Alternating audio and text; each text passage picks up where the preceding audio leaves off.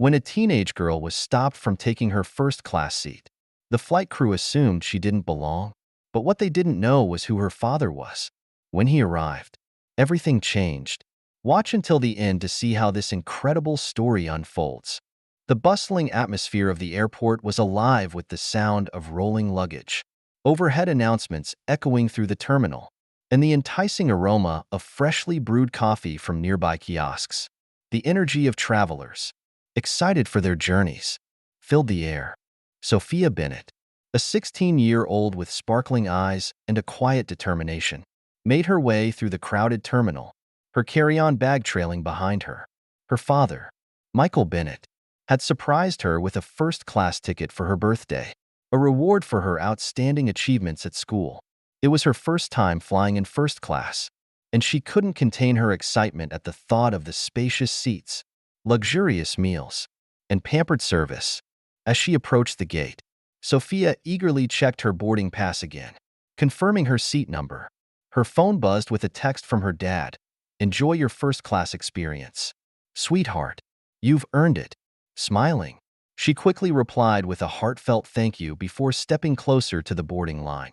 This felt like the beginning of something new, an experience she had worked hard for, and she was ready to embrace it. What Sophia didn't realize was that this journey would soon take an unexpected turn, challenging her sense of belonging in ways she couldn't have anticipated. Sophia's heart raced as she reached the first-class section of the plane, her boarding pass in hand. She looked forward to settling into her seat and enjoying the flight. But as she approached her assigned row, a flight attendant stepped in front of her, stopping her with a skeptical glance. "This is my seat," Sophia said, holding up her boarding pass, which clearly displayed her first-class assignment. The flight attendant, a stern woman named Heather, barely glanced at the ticket before crossing her arms. "First-class seats are for passengers with premium tickets," she said, her tone laced with doubt. "If you don't have the correct boarding pass, I'll need you to return to the main cabin." Sophia's face flushed with embarrassment as she stammered. "But this is my assigned section. My dad bought this seat for me." Heather's lips curled into a disbelieving smile. "Your dad bought it?" she repeated, her voice dripping with skepticism. "Right. Let's double-check with the gate agent." Passengers nearby began to murmur, their glances adding to Sophia's growing discomfort. A businessman in a tailored suit raised an eyebrow, while a woman across the aisle shot her a look of sympathy. Sophia's chest tightened as she managed to reply, "Okay, but this is my seat." Heather sighed dramatically. "Fine, sit for now, but I'll be verifying this shortly. If there's a mistake, you'll need to move." Sophia nodded, her throat tight as she slid into her seat.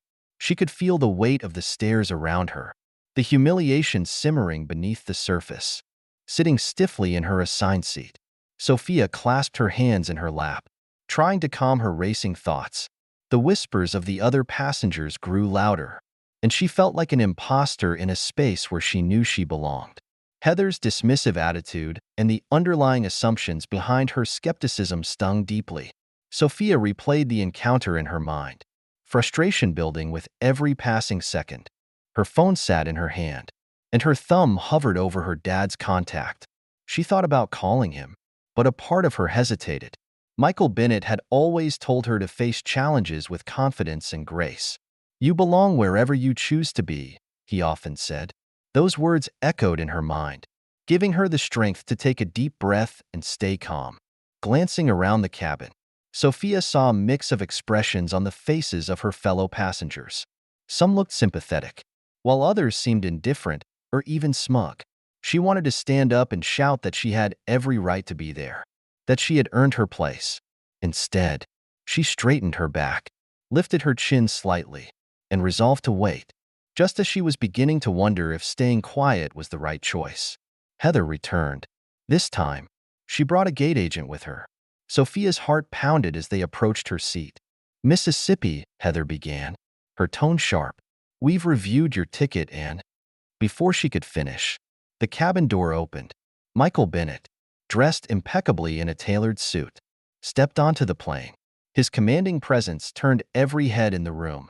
His sharp eyes quickly found Sophia, and when their gazes met, Her tense shoulders relaxed slightly. Michael walked down the aisle with purposeful strides, his confidence filling the cabin. Heather turned to him, momentarily taken aback. "Sir, we're just addressing a seating issue," she said, attempting a polite tone. "A seating issue?" Michael repeated, his voice calm yet authoritative. "With my daughter?" Heather blinked, her composure faltering. "Your daughter," she echoed weakly. Michael stopped beside Sophia, placing a comforting hand on her shoulder before turning to Heather and the gate agent. "Yes, my daughter. And I'd like to know why she's being questioned about her seat when her boarding pass clearly confirms she belongs here." The murmurs in the cabin ceased as passengers turned their attention to the scene unfolding before them. Heather faltered, her earlier confidence replaced by nervousness.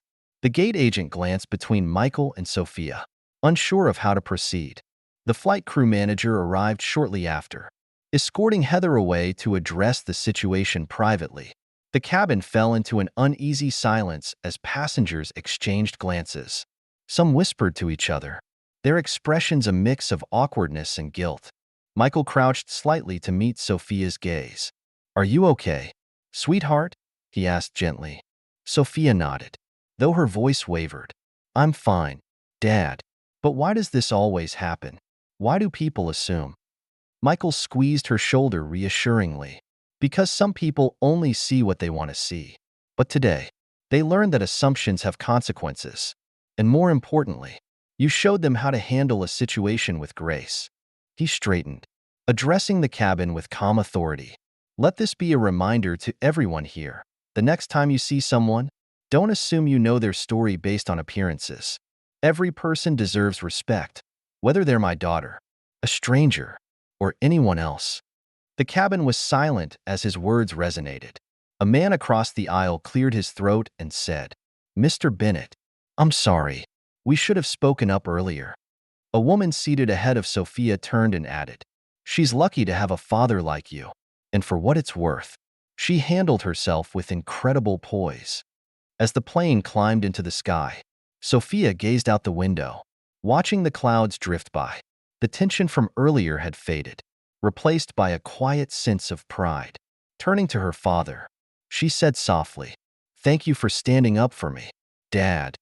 Michael smiled warmly. "I'll always stand up for you, Sophia. But remember, you stood up for yourself first. That's what I'm most proud of." Sophia nodded, her confidence growing with his words.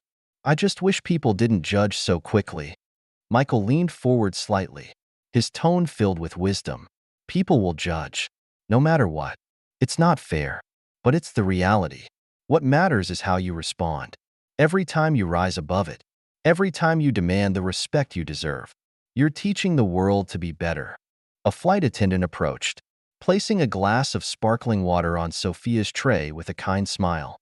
"From the crew, with our sincerest apologies," she said. Sophia glanced at her father, who nodded approvingly. She sipped the water, letting the moment of vindication sink in. Michael leaned back in his seat, his expression calm and steady. "Remember, Sophia," he said, "you belong wherever you choose to be, and no one has the right to make you feel otherwise."